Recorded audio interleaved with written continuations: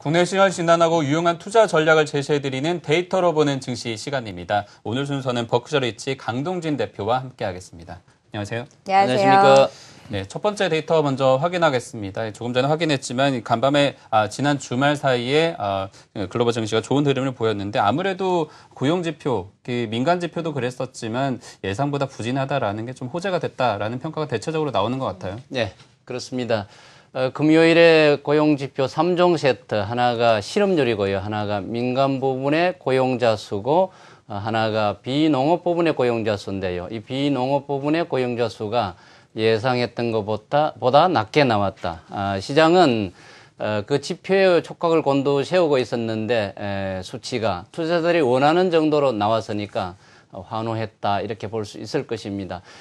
장 초반에 이 수치가 발표되었는데요. 유럽 쪽에서 먼저 반응이 있었던 것입니다. 큰 폭으로 상승을 했고요. 미국 시장의 경우도 다우지수가 장 초반에 100포인트 이상 상승 출발했습니다만은 그러나 장 후반에 그 절반 정도 상승폭이 줄어들었다는 것도 여러분 이해하실 만할 것입니다. 조금 더 자세히 살펴보면은 미국이 9월에 금리를 올리지 못할 것이다. 이 비율이 더 늘어났고요. 그러나 확실하지는 않은 거거든요. 네. 그렇죠. 연준 쪽에서는 계속 시장이 너무 앞서가고 있다. 미국이 현재의 이런 수준을 다 감안을 한다 그러면은 금리 수준이 대단히 낮다. 네. 그리고 금리 인상을 늦추면은 늦출수록 좋은 효과보다는 부작용이 훨씬 더 크다 하는 얘기를 계속하고 있으니까 그래도 관심의 끈은 가지고 있어야 된다 그 말씀을 드리고 싶습니다. 네, 미국의 8월 비농업 부문 고용지표 일단 18만 개 증가가 예상치였는데 그래 크게 밑돈 15만 1,000개 증가에 그치면서 네. 시장 기대는 밑돌았기 때문에 9월에 금리 인상 가능성이 낮아지지 않을까라는 전망이 우세하게 나오고 있는 상황입니다. 하지만 또 여러 해석들이 나오고 있는 상황에서 월요일장 이제 뉴욕 증시가 네. 휴장이기 때문에 조금 더 이 흐름에 대해서는 짚어봐야 될 것 같고요. 뉴욕 증시 전반적으로 지난 금요일 흐름을 봤을 때 예. 유동성 지표도 굉장히 급변하는 흐름을 보였어요. 좀 유동성 지표에 대해서는 어떻게 평가를 하셨나요? 예, 그랬거든요. 미국이 금리 인상을 9월에 못한다 그러면은 그동안에 달러는 올랐지 않습니까? 예. 그죠? 네. 그래서 뚝 떨어졌었어요. 뚝 떨어졌는데 너무 앞서간다 하는 그 코멘트에 제가 달러화가 종가는 올랐거든요. 다시 반등을 했더라고요. 예, 반등해가지고 결과적으로는 올랐다는 것을 유의해서 볼 필요가 있겠고요. 채권 수익률 동향도 주목거리가 되는 것인데 이 지표도 내리다가 종가에는 올랐습니다. 그러니까 금리가 오르는 쪽으로 작용을 했다는 네. 것이죠. 그다음 다른 지표를 보면 국제유가와 CRB 원자재 지수는 큰 폭으로 반등을 했습니다. 그것은 초장의 분위기가 그대로 유지되었다. 이 지표는 그동안에 많이 내렸으니까 기술적 반등의 성격도 있었다. 그렇게 이해를 하시면 되겠습니다. 그다음 다른 나라 시장의 동향을 조금 더 살펴보면은 세계 증시가 8월에는 작은 썸머 랠리였습니다. 중국과 홍콩이 제일 많이 올랐고요. 그 중에서 하나 짚어볼 만한 것이 두 개가 있는데요. 하나는 우리나라의 코스닥 지수가 너무 많이 폭락했다는 네. 거예요. 6% 이상 폭락을 했으니까요. 다른 나라 지수가 이 정도 폭락한 곳은 하나도 없고요. 1% 하락한 곳도 없으니까 너무 심했다는 것을 여러분 느낄만 할 것이고요. 두 번째로는 금리 인상 이슈 때문에 이머징 마켓 쪽에서 남아프리카 공화국, 터키, 러시아, 브라질, 멕시코 이와 같은 나라들의 주가가 좀 떨어졌었는데 미국에서의 그 고용 동향 발표 이후에 네. 이들 나라의 주가가 3%에서 1% 정도 급등했다는 것을 여러분께 전달해드리고 싶습니다. 네, 상대적으로 우리 증시가 좀 부진을 했었고 다른 나라 증시들 동향과 조금 차이를 보인 것 같습니다.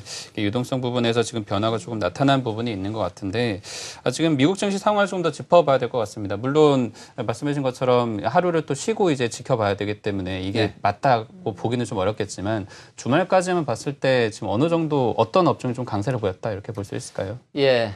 하루로 보면은 유틸리티 업종 등등이 괜찮았었는데요. 그것은 좀 뭐 의미 있는 그런 변화다 하기에는 너무 좀 단견이고요. 일주일 동안을 좀 모아놓고서 좀 볼 필요가 있을 것이거든요. 일주일 동안 미국에서 제일 많이 오른 업종이 금융업종이었습니다. 오른 배경은 달러화가 강하고 유동성이 풍부하니까 금융업종이 제일 수혜를 받는다. 여러분 이해하실 수 있을 것이고요. 그러나 제일 약한 쪽이 지난주 이 시간을 통해서도 여러분께 소개했습니다만은 바이오 제약 쪽이 일주일간 제일 많이 하락을 했습니다. 네. 요인은 현재 미국에서 신약 발표 등등이 자주 일어나고 있는데 약값이 너무 비싸다는 것이고요. 그래서 그것으로 인한 부작용 때문에 제약주가 최근에 부진하다는 것을 우리가 느낄 수 있습니다. 다른 업종을 조금 살펴보면 반도체 업종이 그래도 좀 괜찮았는데요.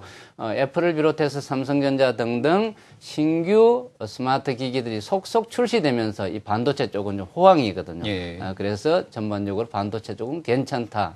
그렇게 정리해서 말씀드리겠습니다. 네, 미국의 금리 인상 이슈가 부각이 되고 달러 강세 흐름이 나타나면서 일단 금융주들이 계속해서 좋은 흐름을 이어간 반면에 제약 바이오주들은 다소 좀 악재성 뉴스와 함께 부진한 흐름 보였다라는 점까지 좀 진단을 해주셨습니다.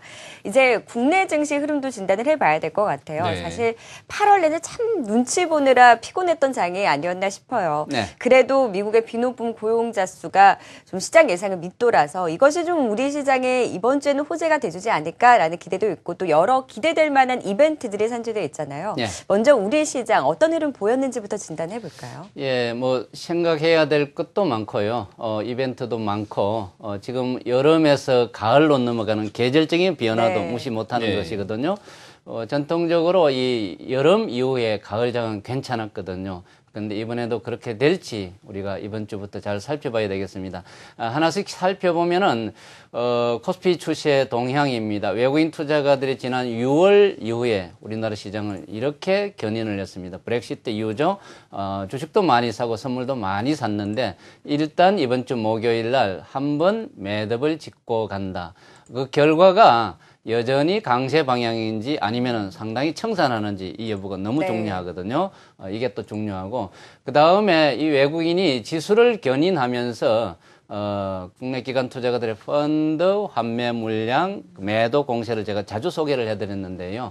외국인이 사는 흐름이 아니고 파는 흐름이다 그러면은 이 기류가 좀 완화될 수가 있거든요. 네. 오히려 좀 역설적이 되겠죠. 그리고 삼성전자에 대단히 많이 쏠림 현상이 일어났는데 두 가지의 또 변화가 있는 겁니다. 이 코스피 추세가 유지되는지 여부 하나 하고요. 또 다른 요인은 여러분도 잘 아시겠습니다만은 잘 나가던 삼성전자가 갤럭시 노트 7에 지금 문제가 생긴 거죠. 예. 그래서 실적도 뭐 좀 떨어지게 될 것이고요.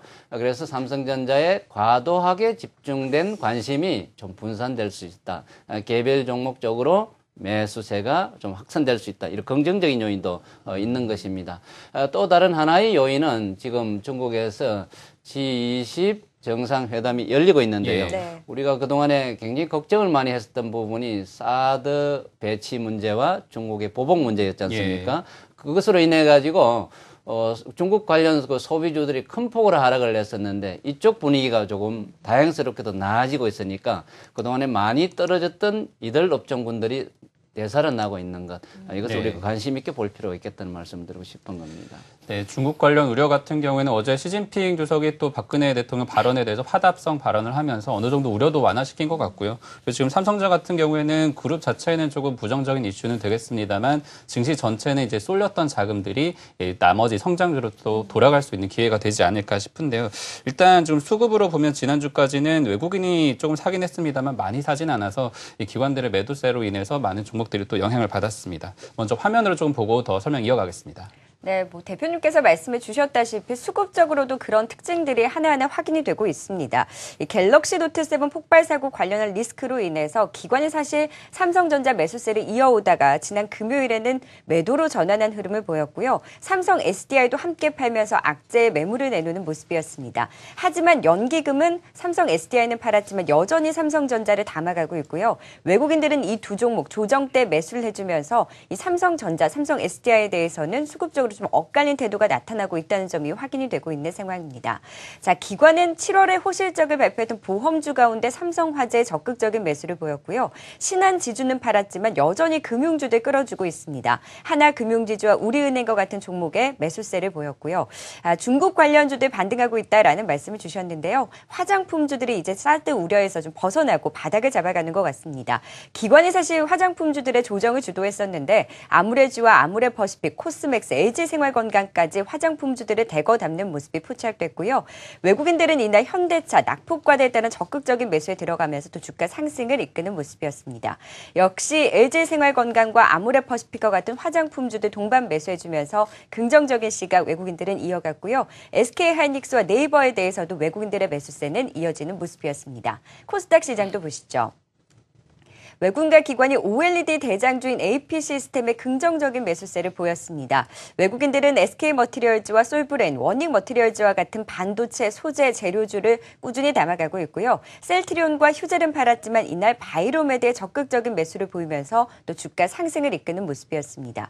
기관도 이날은 바이로메드에 동반 매수를 해주면서 바이로메드 최근에 호재성 뉴스가 있었는데요. 수급적으로도 매수세가 유입되는 모습이었고요. 기관은 셀트리온을 또 사면서 외국인과는 엇갈리는 움직임을 보였습니다. 또 AP시스템과 함께 비아트론, 이녹스, 테스와 같은 종목들을 담으면서 이날은 반도체 OLED 대장주를 비롯해서 바이오 대장주까지 대장주를 위주로 꾸준히 담아가고 있는 모습 확인됐고요. 카지노 관련주들도 최근 바닥을 잡고 반등하고 있죠. 파라다이스에 대해서도 외국인과 함께 동반 매수해주고 CJ E&M까지 매수를 해주면서 중국 관련해서 리스크가 있었던 종목들의 반등세 수급적으로도 좀 확인이 됐던 하루였습니다.